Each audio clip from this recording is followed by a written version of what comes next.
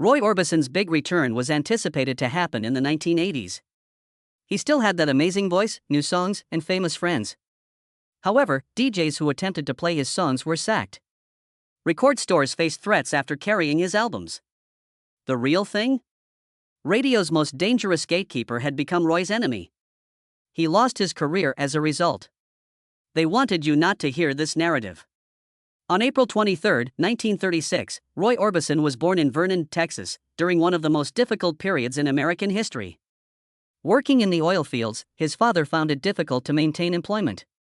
Although his mother loved poetry and painting, money was never abundant. Working wherever they could, the family had to keep on the go.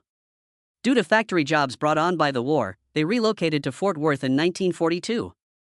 Wink, Texas, where Roy would later characterize the place as dirty, greasy, and full of nothing he liked, was where they ended up a few years later. But these formative years molded him. He was descended from a long line of survivors, and his music would eventually reflect that spirit. Roy's 6th birthday was a turning point. He got a guitar from his dad.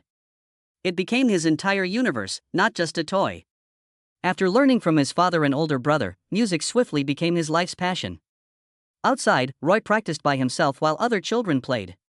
He was aware that he had nothing else to do by the time he was 7 years old. The sounds of Lefty Frizzle, Jimmy Rogers, and Hank Williams particularly appealed to him. With those slow, poignant notes that would later become his signature, his style began to take shape early on. In 1944, Texas saw a polio outbreak. Roy's parents sent him and his brother back to Vernon to be with their grandmother because they were so terrified. Being separated from his parents at such an early age just made him more reserved and quiet. Roy had little regard for himself. In an attempt to alter his appearance as a child, he even began coloring his nearly white hair black. Aside from his voice, he didn't think he had many advantages and wasn't interested in sports. He did not consider it that wonderful even then. He simply believed that it was remembered. He would always maintain that modest demeanor. Then he had one of his first significant moments. A traveling medicine show visited the town in the summer of 1946. Roy participated in a talent show at the age of 10. Joel Blonde and Mountain Dew were the two songs he sung. He tied with a 15-year-old for first place, which surprised everyone. He saw something in that moment. His family was not the only people who enjoyed his voice. He didn't realize he needed the confidence it offered him. No longer was music merely a pastime. It was a means of becoming noticed and heard. He had started his own band and was playing on Kermit, Texas's sidewalk radio at the age of 15. The Westerners Who Wink. They had a radio show of their own. Their repertoire ranged from big band classics to country songs. During the summer, Roy continued to undertake hard jobs like cutting steel and painting water towers. But he was always mostly interested in music. Roy quit college in 1955 and embarked on a new endeavor. After breaking up with the Wink Westerners, he started a new band. Teen Kings became a local sensation after landing a TV stint in Odessa. Roy first met Claudette Frady, the woman who would eventually become his wife, after one of their performances. In a tiny studio in New Mexico, they produced their debut single, Ooby Dooby, the same year. The label that issued the record was small, but it would soon grow larger. This is where things start to get a little murky. According to others, Roy was instructed by Johnny Cash to get in touch with Sun Records, the place where Elvis found his start. However, some disagreed, such as Sam Phillips of Sun Records and Roy's own drummer. They say Phillips was given a phone call by a record store owner who played Ooby Dooby. And so the deal came to pass. In any event, it seems certain that the Teen Kings were signed by Sun Records, and they re-recorded Ooby Dooby in Memphis. It turned out to be their first true hit. However, there were issues behind the scenes. Roy wanted to sing ballads and emotional songs that were full of feeling, but Sun Records wanted more rockabilly and Elvis-style hits. Roy didn't fit that mold, and Sam Phillips had his sights set on Carl Perkins rather than Roy. When Perkins was involved in a car accident, the label had more room, and Roy's song Ooby Dooby got its chance. It sold over 200,000 copies and made it onto the Billboard charts, but that was it. In an attempt to remain relevant, the band embarked on an unusual tour. Roy gave it his all on stage, swaying around like Elvis, hoping that the audience would applaud him as he performed on the roofs of drive-in theaters in between films. "We had only one hit record, so we did everything we could to get applause," he once said. Hard work, harsh lessons, and hope characterized the time. In addition to making Roy Orbison famous, Only the Lonely's 1960 release revolutionized everything. Initially, he attempted to offer the song to both Elvis and the Everly Brothers, but they declined. He found the rejection to be the nicest thing that had ever happened to him. When people heard it, they realized it wasn't your typical rock and roll because he had recorded it himself. Roy's voice was high over the quiet background instrumentation and the front-of-house backing singers. Painful, brittle, and high. Nobody had that voice. The majority of male singers at the period attempted to appear macho and cool, but they failed. He sounded devastated. And Heartbreak, for the first time, was beautiful. He began making his own rules after that. He was the author or co-author of nearly all of his greatest hits. Roy, Joe Melson, and subsequently Bill Dee's written tunes that defied convention. Roy's forms were crazy, while others employed verse, chorus, verse. Crying and In Dreams were two examples of songs that took unexpected turns.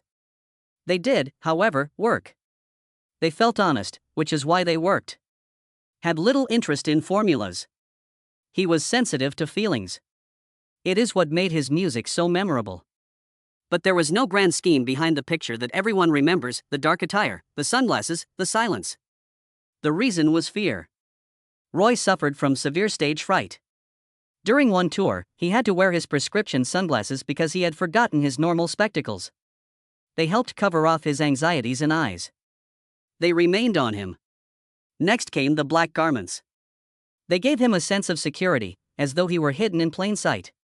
He hardly moved on stage. George Harrison reportedly remarked that Roy appeared to be motionless, save for his lips, like marble. However, his voice was only strengthened by the silence. There wasn't a show. It was an unadulterated emotion. When he and the Beatles toured the UK in 1963, such unadulterated emotion was the highlight of the event. He was meant to be the main act, but the Beatles were quickly becoming popular. Nevertheless, Roy always walked out first and astounded the crowd. People had to go silent simply to hear him sing at the beginning because he was so quiet. They were all his when he struck those enormous high notes. At a performance. His name continued to be screamed by fans after he left the stage, and Lennon and McCartney had to intervene to prevent him from leaving again. He was difficult for even the Beatles to follow. Paul McCartney started writing All My Loving during that same tour, as Roy was writing Oh Pretty Woman in the background on the bus. It was genuine regard for one another.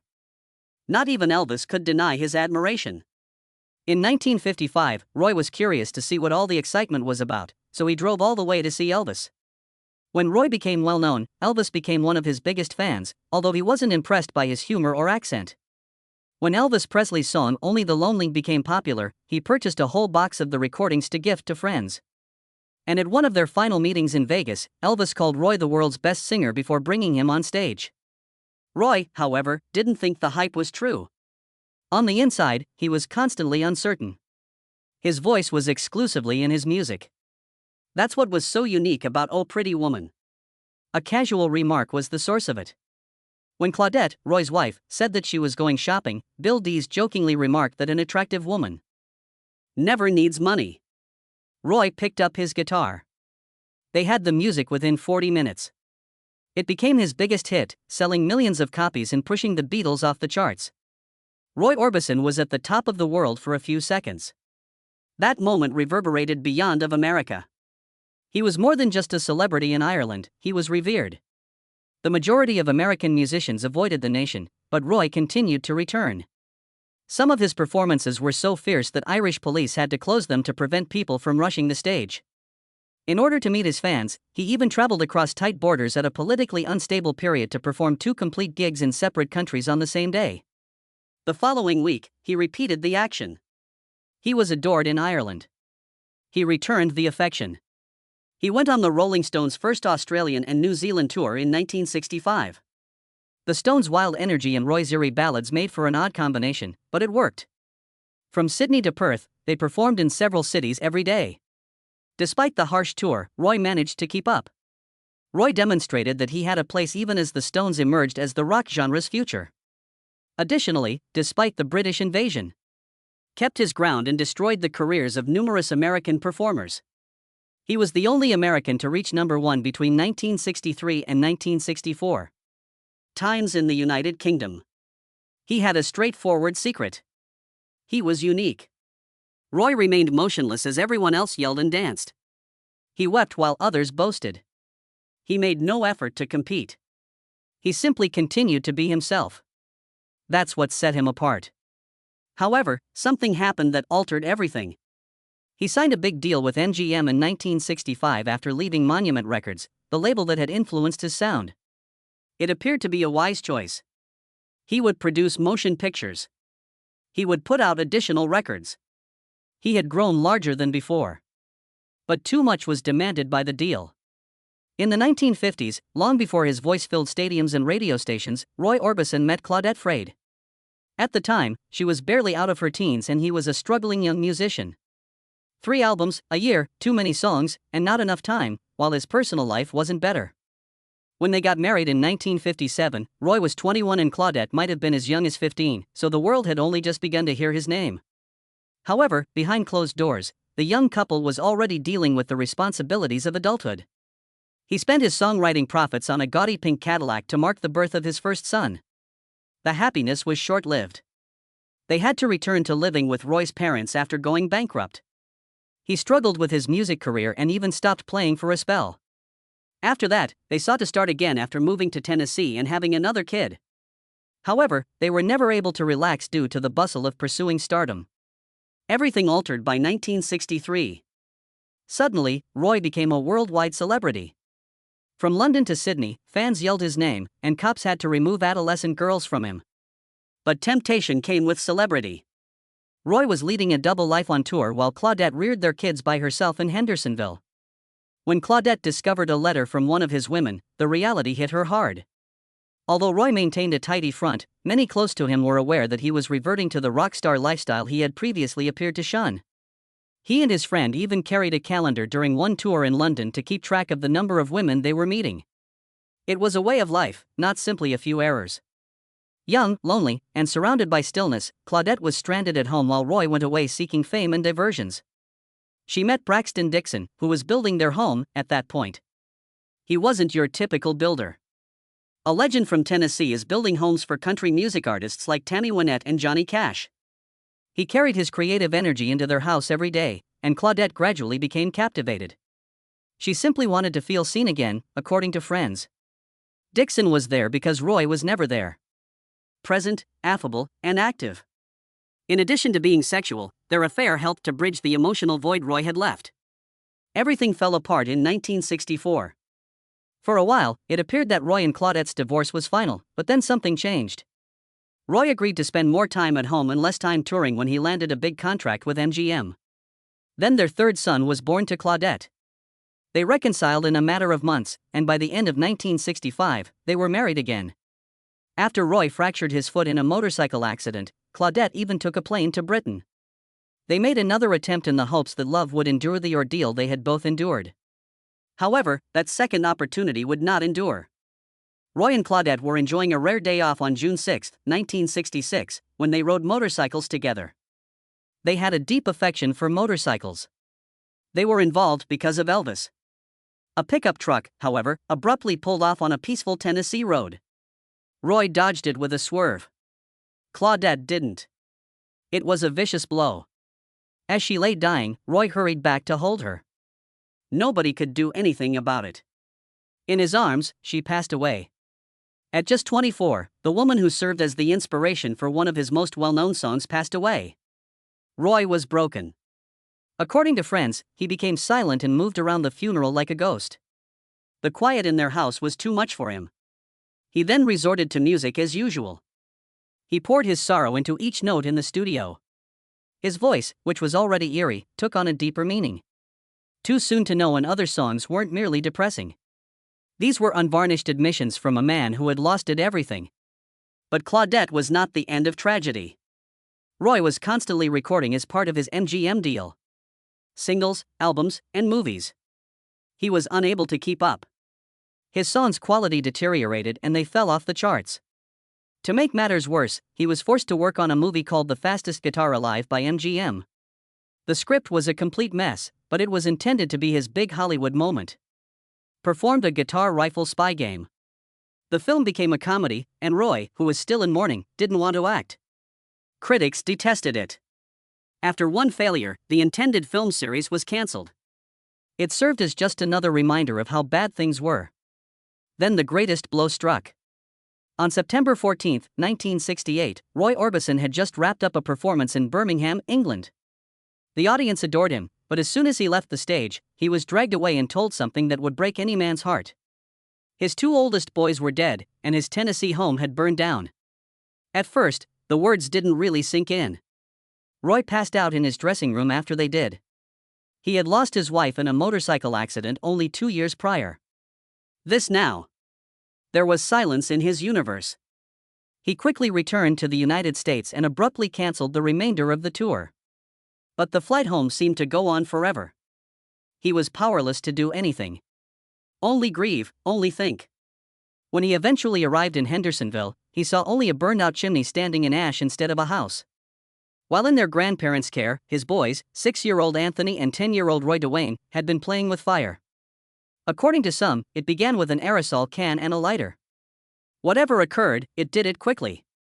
Just in time, Wesley, their youngest brother, was brought out. However, Roy's parents were pushed across the room by a burst of flame as they attempted to save the others. It was too late when assistance finally came. Silence spoke louder than words during the funeral. Roy was flanked by June Carter and Johnny Cash. They remained silent. They were not required to. Everyone was aware of the burden he was bearing. Rebuilding on the farm was too much for Roy to handle. The memories hurt too much. He sold the property to Johnny Cash in 1969 after he made a sacred commitment. There, he would never construct a house. As a living homage, he planted a fruit orchard instead. To Roy's boys.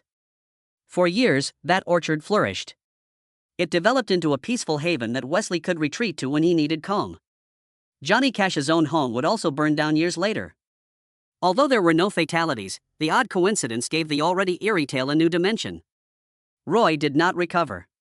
He couldn't for a long time. He stopped writing music, moved in with his parents, and closed himself off from the outside world. Roy remained absorbed in his thoughts, staring at a muted TV even when Johnny Cash paid him a visit. He had no idea how to proceed. His outlet had always been music, but now it seemed empty. In any case, the music industry was evolving. Roy's sentimental melodies were being overshadowed by psychedelic rock. His sales fell off a cliff. Nothing came of the $1 million MGM deal he had previously signed. Roy Orbison had all but vanished from the public eye by the early 1970s. He fell hard. He had been invincible in the early 1960s, sharing a place with Elvis as one of rock's best vocalists. However, he was performing to almost empty theaters by 1976. He played for a small crowd in a large venue on his 40th birthday. One music reviewer had to custom order his recordings because they were so difficult to locate, even in New York. Nevertheless, he was never forgotten by fans in distant locations like Bulgaria. They applauded him as if he were still in the 1960s. During this dark period, he did experience some light. When Roy was on tour in the United Kingdom in 1968, he met a young German woman named Barbara who was only 18. The following year, they were married, and together they had 2 sons, Alexander and Roy Jr. However, the choice to leave his surviving son from his first marriage, Wesley, in the custody of his parents caused a silent but enduring rift in the family. Nevertheless, Roy's life was significantly impacted by Barbara, who also assisted him in reviving his career in the 1980s. However, the trouble didn't end there. Roy visited the hospital in 1977 while on vacation in Hawaii due to chest trouble. He had 3 clogged arteries, the doctors found. He was fortunate to be alive, they claimed. Even after undergoing triple bypass surgery, his old habits persisted. He continued to smoke, eat poorly, and travel all the time. The scare wasn't a turning point, even though it should have been. He disregarded it as merely a warning. Roy Orbison's career had almost stalled by the middle of the 1980s. Then, however, an odd event occurred. In Blue Velvet, David Lynch, who was renowned for his eerie and surreal movies, included Orbison's eerie song, In Dreams. And people were surprised. The once romantic and harmless tune now plays during one of the most unsettling movie sequences ever. The violent psychopath played by Dennis Hopper developed an obsession with it. Orbison was angry at first. It was betraying to see his music associated with something so sinister, and no one had asked his permission. However, something evolved over time. A new generation became enthralled with the film, and they began to inquire about the identity of the voice actor. After repeatedly seeing the movie, Orbison finally stated, "Okay, I get it." Lynch even assisted him in re-recording the song. His voice was back in the spotlight in an instant. The spotlight just grew more intense. Orbison took the stage at the Coconut Grove nightclub in Los Angeles 1 year later, in 1987. However, this was no ordinary performance. There were many celebrities in the crowd. Hollywood celebrities like Chris Christopherson, Patrick Swayze, and David Lynch were among the crowd. Everyone came to honor him. Orbison was moved and overwhelmed by the admiration. An earthquake struck Los Angeles the very following morning, shattering chandeliers and causing the venue to tremble. However, the concert's master tapes managed to survive. Later, that concert was made public as Black and White Night, a magical time capsule. Unreleased video from years later showed that Orbison and his band performed a covert encore after the audience had dispersed. The night itself seemed unwilling to finish. That concert seemed like the pinnacle, but then something even stranger occurred. When George Harrison required a B-side for a record in 1988, he ended up jamming with Bob Dylan, Tom Petty, and Jeff Lynne. Roy Orbison as well. The Traveling Wilburys began as an informal gathering in Dylan's garage. They were a supergroup of luminaries who happened to be in the same room at the same time, not just a band. The song they recorded is titled "Handle with Care." The quality was too good to be buried. Thus, they produced an entire album. In reference to his hero, Lefty Frizzle, Orbison referred to himself as Lefty Wilbury. They made wonderful music, joked, and laughed. It was a successful record. It brought Orbison back into the mainstream of contemporary rock and sold millions of copies. Orbison signed with Virgin Records and started recording new music at this hectic time. He and Jeff Lynne formed a partnership, who was already helping George Harrison with his hits.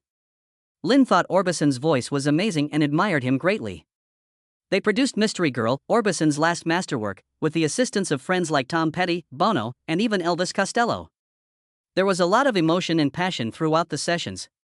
Orbison's voice reverberated through the corridors like something from a dream one night as he was recording A Love So Lovely at George Harrison's mansion.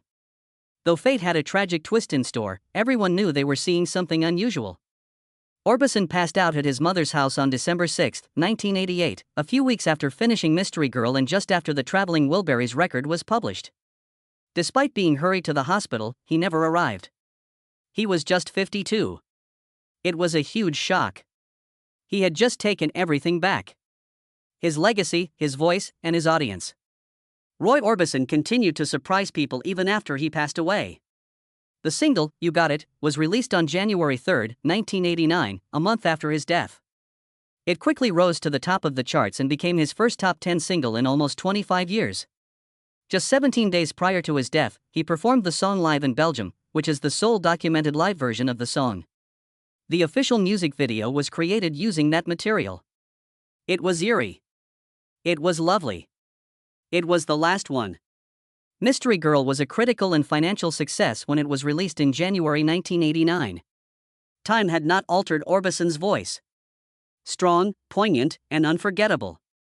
Songs like "She's a Mystery to Me" and "The Only One Earning Praise" helped the album achieve platinum status. The title track was written especially for him by Bono. It was hailed by critics as his best work in decades. His sons contributed their own music to an old vocal demo in 2014, marking the album's 25th anniversary. The result was a song titled "The Way Is Love." His voice could still move people to tears years later. Roy Orbison did more than simply return. He put on one of the biggest comebacks in the history of music. He left at the pinnacle of his rebirth, frozen in a flawless, eerie final note, exactly like his songs, sad, lovely, and timeless.